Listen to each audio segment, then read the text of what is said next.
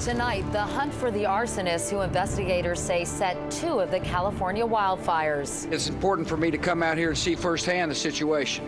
And there's no question a lot of people are suffering. The president promises help as firefighters finally report some progress. I'm Katie Couric. Also tonight, the U.S. on a collision course with Iran. The Iranian government continues. The Bush administration sends an unmistakable message about terrorism and nuclear weapons. Meet the commanders, 2 women making history in space. Plus, what secrets from deep within the Vatican vaults tell us about the Da Vinci Code. This is the CBS Evening News with Katie Couric. Good evening, everyone. We begin with some good news for a change from Southern California. The Santa Ana winds have died down and firefighters are beginning to make progress as they continue to battle 15 major wildfires tonight.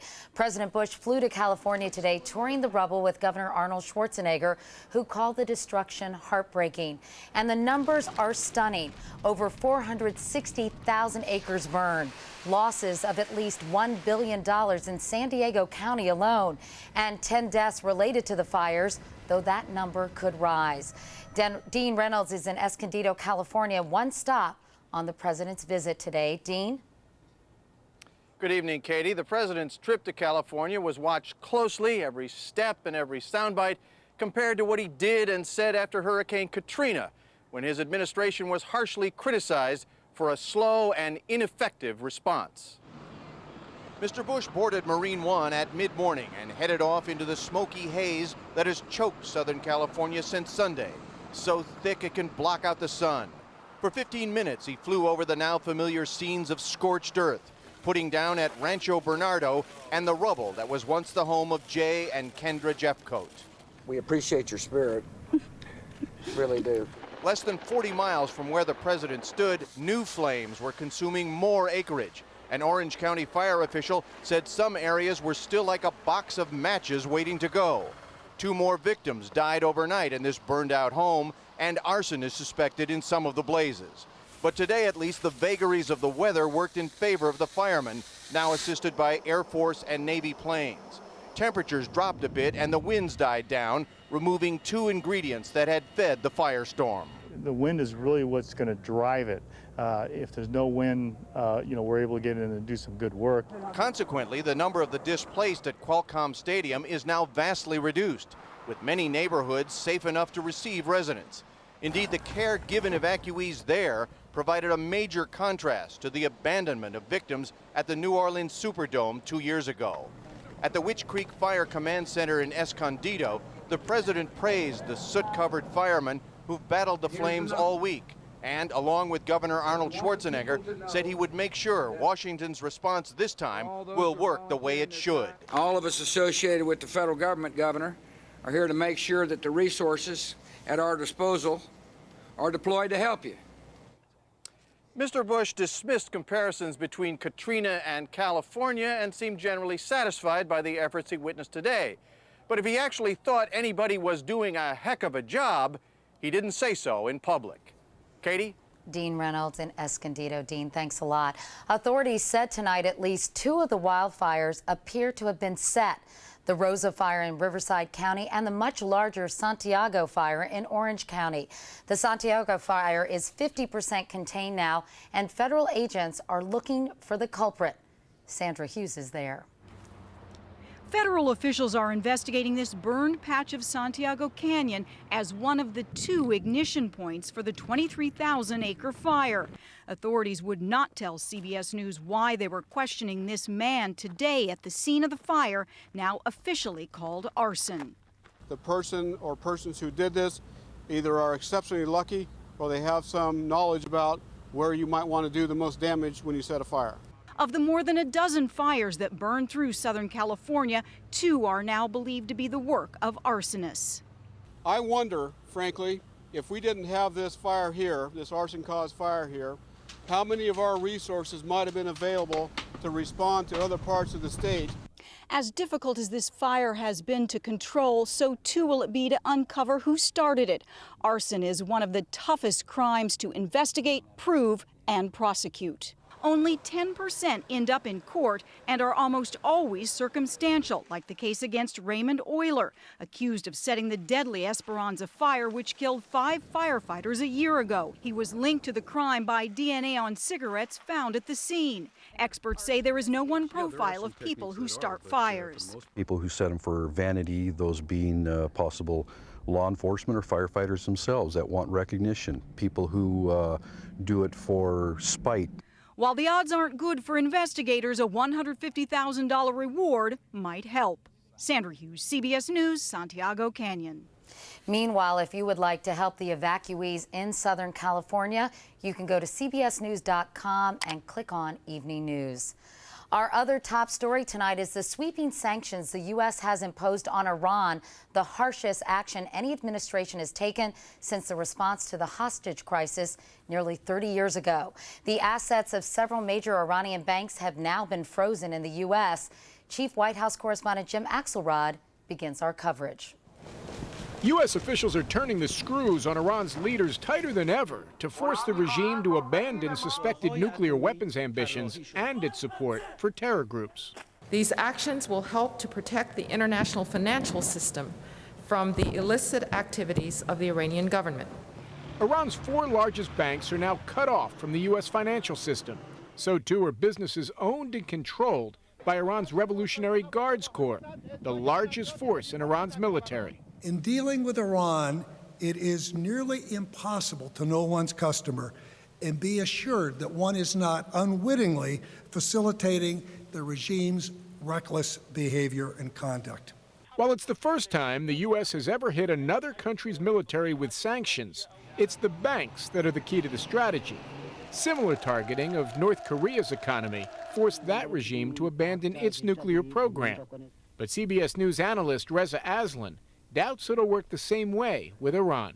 It's unlikely that Iran is going to respond to this kind of economic pressure simply because it has other outlets, for instance, Russia and China and India, which will very likely not take part in these kinds of corporate sanctions.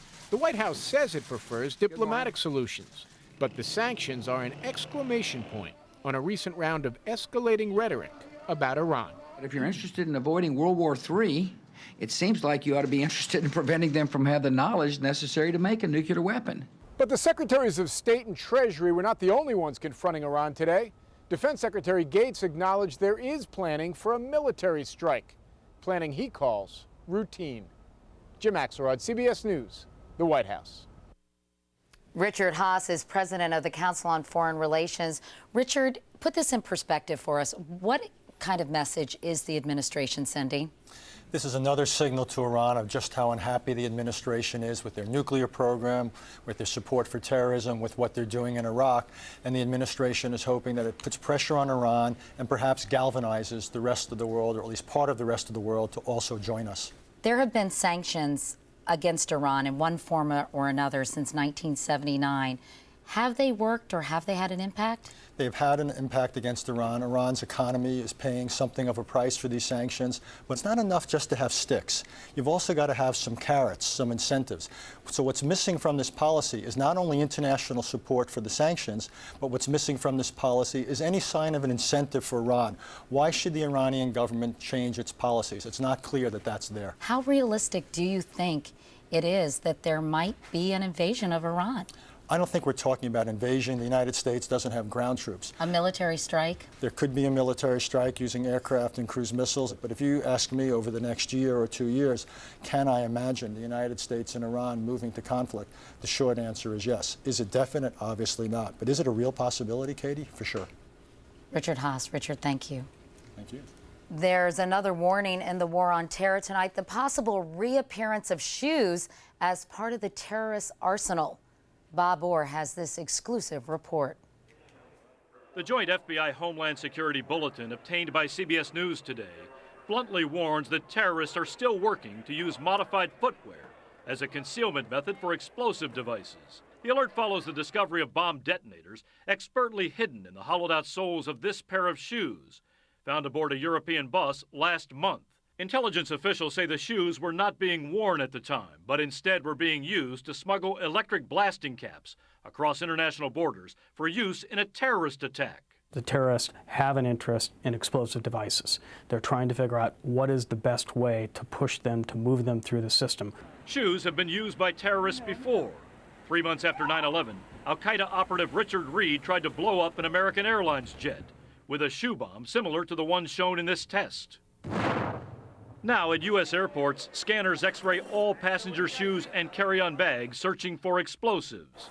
Still, experts worry that a team of terrorists could beat security by carrying unassembled parts of a bomb past a checkpoint. Where one person will carry component A, the next person will carry component B, and they will meet together past the safety point, the checkpoint, and reassemble their full device. Now, officials stressed today there is no specific intelligence that terrorists are planning any new attacks against America. However, the threat does remain high, and the bulletin warns law enforcement officials not to assume that routine objects like shoes are always what they appear to be. Katie? Bob, thank you very much. There is much more CBS News ahead. Later on, the Da Vinci Code was full of tales of a super secret cult within the church. Tonight, the Vatican is out with the official story. Plus, Hillary Clinton celebrating more than just a big birthday.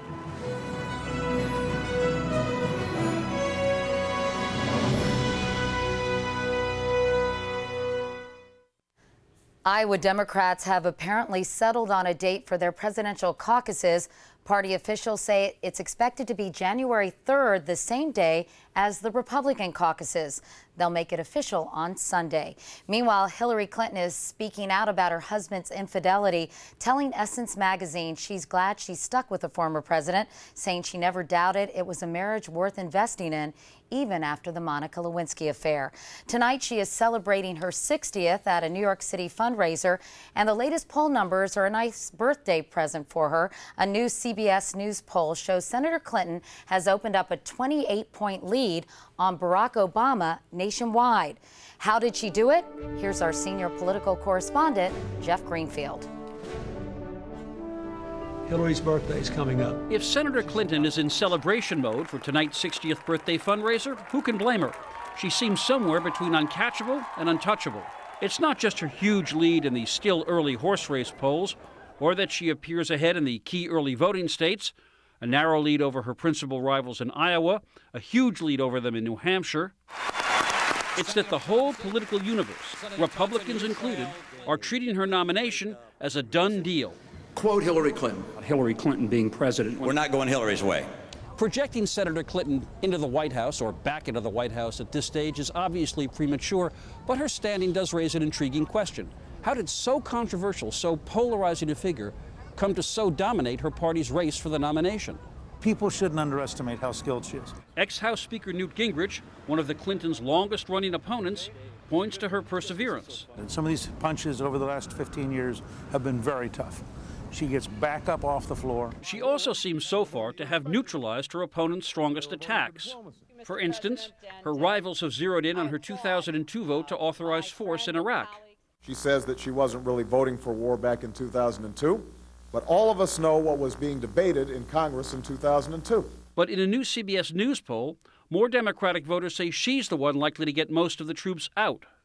Her opponents also claim she represents the past, that change is what the country wants. We've got to have a leader who is willing to break out of the conventional wisdom. Her answer?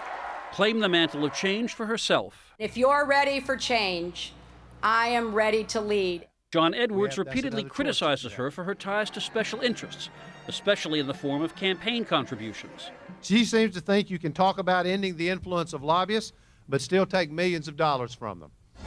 Clinton has answered that charge by seizing the same middle-class theme that worked for her husband 16 years ago. I come from the middle class. But before Clinton starts drafting her acceptance speech, she might want to listen to Republican strategist Mike Murphy. Everything's working except whether or not she, with her record and the fact that in a changed election, she in some ways represents the past, fits the election. And we're going to find that out in the last 2 weeks of the Iowa caucus, not yet. To know that come January 2009, you will. In other words, maybe we should wait until somebody votes.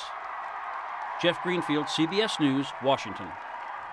In consumer news, the government today announced a new batch of toy recalls, all made in China. and all with excessive levels of lead. Among them, purple Halloween pails sold by Family Dollar stores. Other toys recalled include an assortment of children's jewelry sold at Dollar Tree stores and football bobblehead cake decorations sold by DecoPack. When we come back, a hug for the history books as two commanders meet up in space. There was some elaborate choreography in space today. Discovery did a somersault before docking with the space station.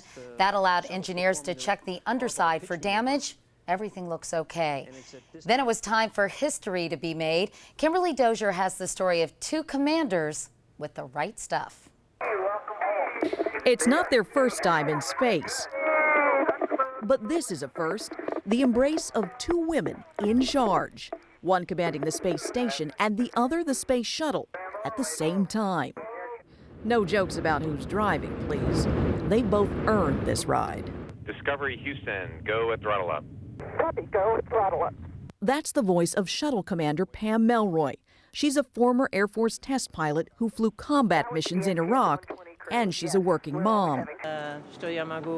Peggy Whitson is a Russian-speaking biochemist married to a NASA scientist. She flew in the Soyuz for a mission that's the crowning achievement of her career. It took me 10 years of applying before I was ever asked even for an interview to become an astronaut. This renowned space jock who can out-leg press the guys quickly impressed the Russians. Pre-launch, they gave her a whip as a symbol of her authority. To remember that you are the boss.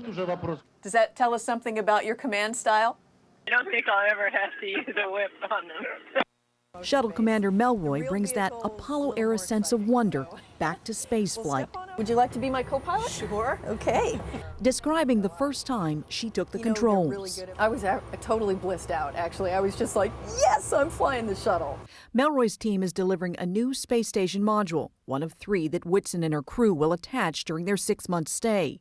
There is no margin for error. So you've got to get this element delivered perfectly, unbroken, on time for the rest of for the rest of the space station to go ahead. Yes.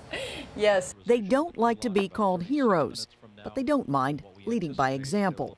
People can look at me and say, well, if she can do it, I think I can do it. Reaching extraordinary heights by never giving up. Kimberly Dozier, CBS News, Johnson Space Center.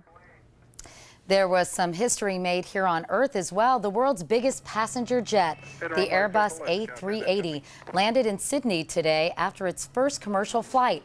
It's also the world's most lavish plane with plush suites, bars, and even double beds. 455 passengers were on board, but the jet can hold nearly twice that number. Next, big news for fans of the Da Vinci Code. Secrets that date back to the Middle Ages now revealed when we come back. Finally tonight, there's a huge buzz about a book that the Vatican put on sale today. Documents that are hundreds of years old and could answer some of the questions raised by the Da Vinci Code. Here's Richard Roth. Hollywood's long known there's a great story in the medieval Knights Templar. They were only around for a couple hundred years, but they were very big in terms of helping pilgrims to get to the Holy Land, protecting them. They were kind of like an order of bodyguards. But history books painted them as villains, with the Catholic Church casting them out, many of them tortured and burned, branded as heretics. When novelist Dan Brown imagined them to be the super-secret guardians of the Holy Grail, his version of their story had no trouble finding buyers. Now from the Vatican comes the official story. Bound in leather and sealed with wax, copies of an epic called The Trial of the Templars are now on sale in Rome. Misplaced in church archives and overlooked for centuries, the document they're based on was an accidental discovery. It's a sort of needle in the haystack thing. Everyone wants to be the one to find the document that makes history or that changes people's opinion of things, and this is one of those. It's a 700-year-old parchment record of a Vatican trial with the Knights Templar found guilty of violent crimes and corruption, but never convicted of heresy. They didn't lose their job for lack of faith. Fierce fighters and wealthy, they were disgraced and disbanded by the church they'd served. The knights, it turns out, were probably victims of 14th century politics, of a French king who wanted their riches and a pope who couldn't protect them. But this story's only out in a limited edition.